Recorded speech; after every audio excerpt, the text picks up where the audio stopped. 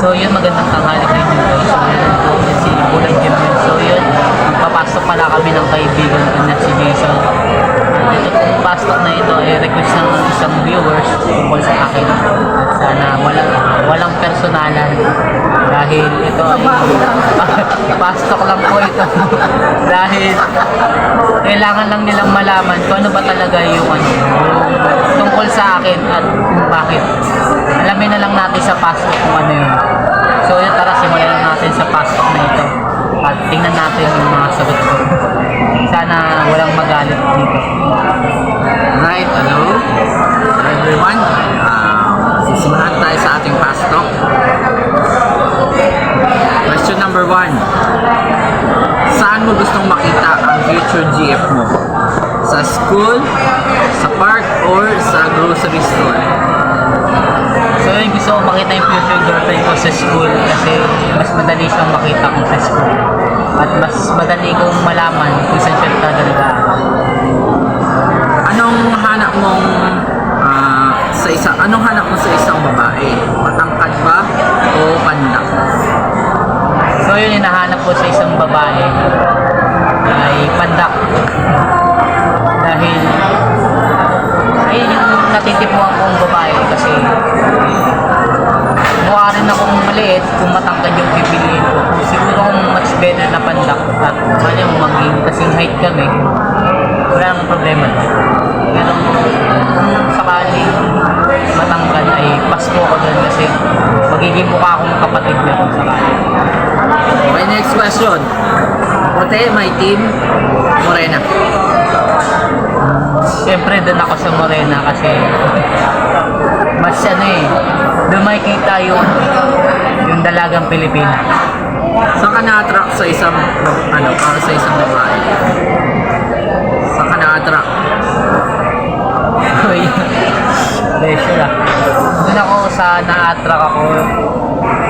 Siguro kung makikita ko siya ng face to face, na-attract ako sa ilong, sa bibig, tsaka sa mata.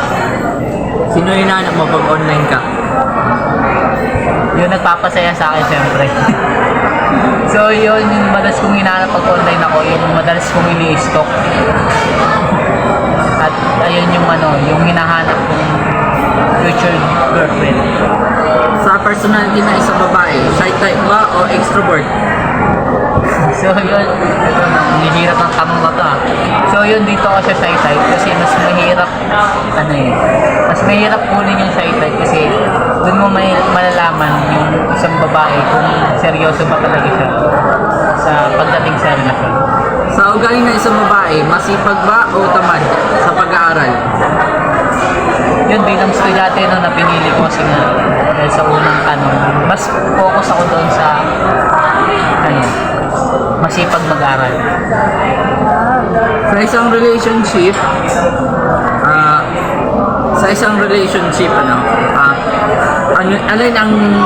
alin ang gusto mo, alin ka sa dalawa? Yung laging nag-update o always nag-update o yung limited update? So yun, kung siguro kung nag-aaral pa siya, mas magpo-focus ako doon sa limited update kasi alam ko naman na mahirap mag-aaral lalo na kung shy type pa siya tapos pa siya kung masipag talaga siya mag-aaral. Siguro sapat na sa akin yung limited update muna kasi nauunawaan ko yun dahil busy nga siya sa pag-aaral dahil sa kanyang kasipagan.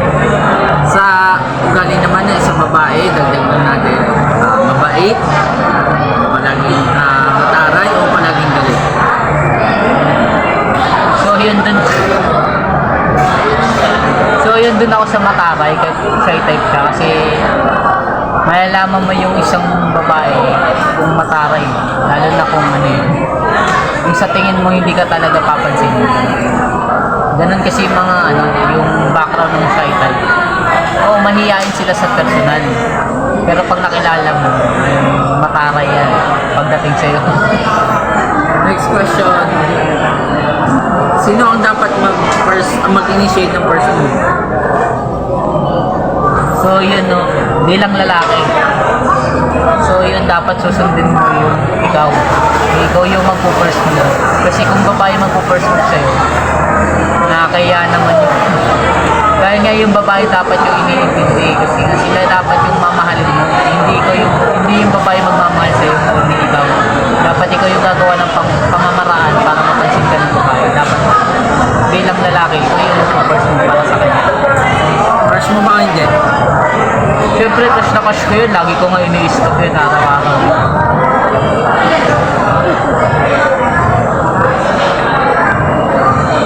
Seryoso ba o hindi? Bilang sa akin, kung seryoso ba ako o siya. Ah, so, yun. Para sa akin, pipiliin ko yung seryoso. Magkakaroon na ako ng work, ng jowa o girlfriend. Mas focus ako doon sa seryoso kasi mas makikita ko yung yung appreciation niya about dun sa bagay-bagay dahil seloso nga siya eh. Ayaw niya na may kahati kumbaga. Kung sakali saan mo gusto makasama ang GF mo? Sa Antipolo ba? Sa ibang lugar? O sa tulad ng nababanggit mo, Batangas? So yun mahirap pagpilian tong mga to pero mas gusto ko makasama yung future girlfriend ko, yung jowa ko. Mas gugustuhin ko sa Batangas kasi marami akong relatives doon. Mas maganda doon. At bukod pa doon, makikita mo yung kahalagahan ng isang babae doon, lalo na sa pagdating sa relasyon. Dahil malalambing yung mga taga Batangas. At bukod pa doon, mababait sila. Anong probinsya ang gusto mo? Anong probinsya ang gusto mo? Anong lugar o probinsya o lugar sa probinsya ang gusto mo sa future GF? So yun kung magiging jowa ko siya, kung sakali magiging LDR kami ko, mas gugustuhin ko yung sa Batangas kasi nasa Calabarzon yun eh. Mas pipiliin ko pa rin talaga yung Batangas kasi kaysa dito sa Antipolo, mahirap na dito eh sa totoo kasi kung lalabas ako ng Antipolo, mas pipiliin ko talaga yung Batangas kasi hahanapin ko talaga kung saan man siya sulok ng Batangas. Maganda ka ha? Ano mo ng plano ha? Ang tanong, handa ka ba masaktan? So yun, ang hirap naman ito, handang masaktan. So yun, for me no, kung may re-reject ako o masasaktan ako, masasagot ko lang doon. Sabihin na lang nating oo kasi may pagkakataon naman talaga na nasasaktan tayo. Pero kung gano'n naman talaga, hindi talaga kami karapat-dapat. Siguro, mas tatanggapin ko yung buo kung sasabihin niya sa akin ng impersonal or kumbaga yung closure na binabanggit. Mas okay sa akin yun kasi mas maiintindihan ko yung palagayan niya.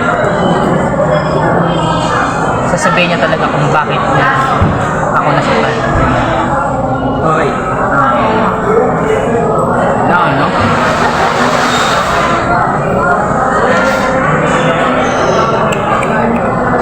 Oh no! Okay, tingin tayo. Handa daw siya masaktan. Pero, sa isang personality na sa personalities at kagustuhan, lugar. Eto na. Anong first letter na nagsisimula ang isang babaeng crush mo or sabihin natin future GF? Anong first letter? Ako mahirap to kasi marireveal, mali mo malaman niya. Kasi pinapatamaan dito sa pastok na ito.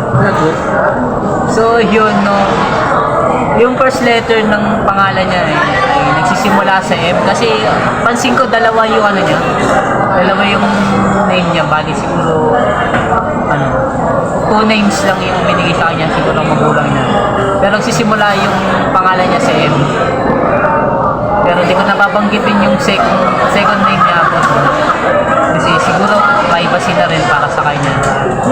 Bilang respect at cash ko rin, hindi pa naman siguro dapat i-reveal kung magiging kami o hindi.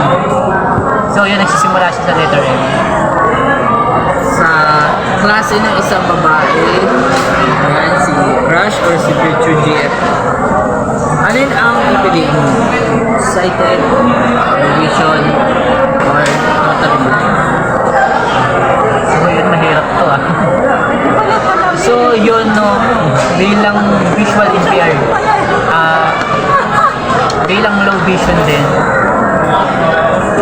mas pipiliin ko yung sighted kasi mas proven yun ng lahat ng visual impaired. Kasi gusto nilang yung may tatanggap sa kanila. Yung handang unawain yung palagayan gaya namin mga visual impaired. Lalo na yung pagdating sa isang relasyon.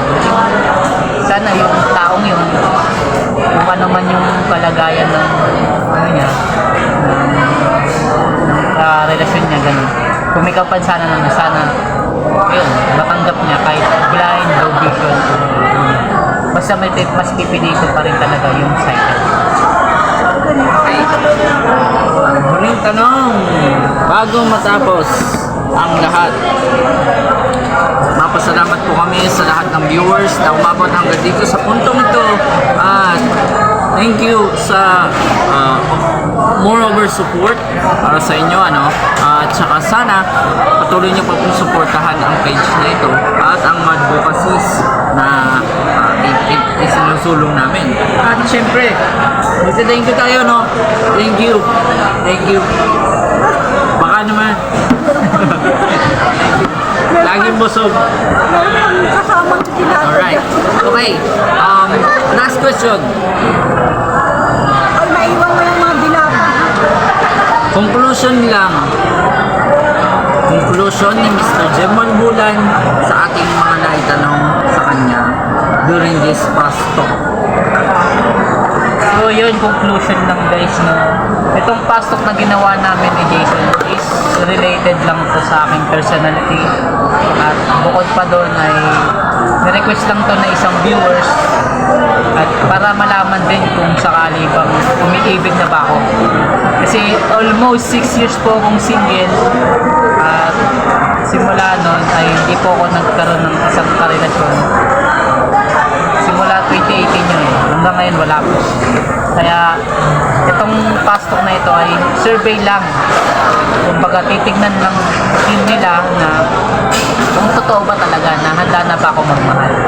So yun guys, no, salamat dito sa video na ito at sana ay supportahan nyo pa po kami sa aming advocacy na sana sa mga susunod na araw makagawa kami ng video.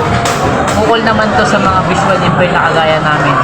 At naway supportahan nyo to at like and share and subscribe na lang po sa susunod namin video at supportahan nyo po ang aming mga gawain. At tuloy-tuloy lang tayo at tutulong tayo sa mga kapwa natin visual. At tingnan natin yung sagot dito ni ating kaibigan na si Jason ukol dito sa ating mga alintutunin tungkol sa pagtulong para sa visual impaired. Yung ginagamit ko. Salamat po. And muli, see you again next time on the next video. Peace.